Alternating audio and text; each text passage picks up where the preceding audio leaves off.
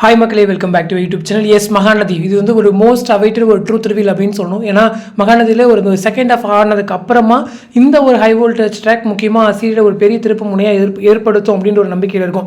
S, வெனிலாவுடைய இந்த reentry அப்படிங்கிறது serial நெகட்டிவாக போகுமா பாசிட்டிவாக போகுமா, இந்த மாதிரியான பல குழப்பங்களுக்கு மத்தியில் அது கடைசியில் அந்த நாள் இன்னைக்கு வந்துருச்சு அப்படிங்கிறது. ஏன்னா வெனிலாவோட கேரக்டர் அப்படியே டம்ப் பண்ணி முடிச்சிருவாங்களா அப்படின்ற மாதிரிலாம் யோசிச்சிருந்த நேரத்தில் அந்த கேரக்டர் இன்னைக்கு வந்து ரியலாகவே கொண்டு வந்து நிப்பாட்டியிருக்காங்க. எஸ், காவேரி வந்து செஞ்சிருக்காங்க. எஸ், காவேரி வந்து விஜய்க்கு முன்னாடி வெனிலா கூட்டத்தை நிப்பாட்டியாச்சு. ஸோ அதுக்கு முன்னாடி விஜய் ஒரு பக்கம் கான்ட்ராக்ட்லாம் கிழிச்சு போடுறேன் சேர்றேன் அப்படின்னு பேசிட்டு இருந்தாலுமே கூட வெனிலாவை பார்த்து அடுத்து ஒரு செகண்டே வந்து ஒரு டோட்டலாக வந்து மாறிடுறாரு. ஸோ வெனிலாவை பார்த்தோன்னே அவருக்கு என்ன சொல்கிறது, அவருக்கு மேலே ரொம்பவும் அந்த லவ்வை காமிக்கவும் முடியாமல், அதே போல் காமிக்காமல் இல்லவும் இல்லாமல் அவருடைய ஆக்டிங் வந்து இன்னைக்கு ரொம்பவே பாராட்ட வேண்டிய ஒரு விஷயம் அப்படின்னு சொல்வேன். பட் போகிற பார்த்தா வெனிலா மேலே அவருக்கு உண்மையில அந்த காதல் இருக்கிறத ரொம்ப எங்கேயே காமிச்சிருவாரோ, அதனால எங்கேயும் காவேரி உடஞ்சிருவாங்களோ அப்படின்ற மாதிரிலாம் தோணுது. அது இல்லாமல் இன்னைக்கு ராகினி இதான்ப்பா கிடைச்சது சான்ஸ் அப்படின்னு சொல்லிட்டு குட்டி சான்ஸ் கூட விடாமல் ஃபுல் பழியும் தூக்கி காவேரி மேலே போட ட்ரை பண்ணாங்க.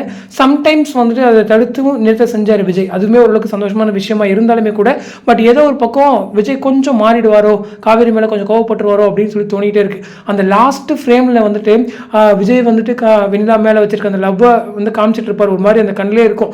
அதை வந்துட்டு பின்னாடி வந்து நம்மளுடைய காவேரி பார்ப்பாங்க தெரியுமா, அந்த ஒரு சீன் வந்து ரொம்பவே கொஞ்சம் எமோஷனலாக இருக்கும். ஸோ காவேரி என்ன பண்ண போகிறாங்க அடுத்து அப்படிங்கிறதா இருக்கு. ஏன்னா இவங்க ரெண்டு பேரும், அதாவது வெனிலாவும் சரி காவேரி சரி ஒரே வீட்டில் இருக்க போகிறாங்க அப்படின்ற மாதிரி தான் அப்டேட்ஸ் இருக்குது. ஷூட்டிங் அப்படி தான் இருக்குது. ஸோ வெனிலா அந்த வீட்டில் இருக்காங்க அப்படின்னு சொல்லிட்டு காவேரி நம்ம இதுக்கப்புறம் ஏன் இவங்க வாழ்க்கையில் இருக்கணும்னு சொல்லிட்டு வெளியே போகிறாங்களா அப்படின்ற மாதிரிலாம் அப்கமிங் ட்ராக் இருக்குமான்னு தெரியல. பட் சீரியஸாக கொஞ்சம் ஃபேன்ஸ்க்கு கொஞ்சம் டிசப்பாயிண்டிங்காக இருக்கும். பட் எனவே சீரியல்லாம் இந்த மாதிரி ட்ராக்ஸ் வந்து மூவ் ஆகுறது ஒரு வழக்கமான ஒரு விஷயம் அப்படிங்கிறது தான். பட் இது ரொம்ப பாவம் வந்து காவேரி தாங்க. ஏன்னா அப்பாவை இழந்து அதுக்கப்புறம் வந்துட்டு நிவீனை லவ் பண்ணி அந்த ஒரு லவ்வையுமே இழந்து, ஸோ அதுக்கப்புறம் இப்போ விஜய்க்கு வந்து பிடிக்காம கல்யாணம் பண்ணி அதை வந்து பிடிச்சதாக மாற்றி சந்தோஷமாக வாழ போகிறதுல இப்படி ஒரு பிரச்சனை அப்படின்னு சொல்லும்போது அவங்களுடைய அந்த கேரக்டரை கொண்டு வர விதம் அழகாக கொண்டு வந்துட்டு இருக்காங்கன்னு தோணுது.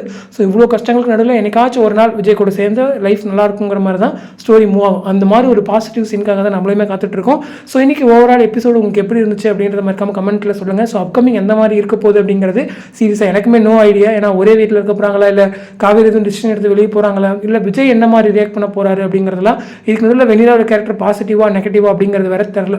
ஸோ இந்த மாதிரி ஒரு பல குழப்பங்கள் இருக்குது. ஸோ வெயிட் பண்ணுவோம். ஸோ இந்த அப்டேட் பற்றினா உங்களோட கமெண்ட் வந்து கமெண்ட் செக்ஷன் சொல்லுங்கள். அடுத்து இன்ட்ரெஸ்ட் நெக்ஸ்ட் பண்ணுறேன். தேங்க்ஸ் ஃபார் வாட்சிங் அண்ட் பை.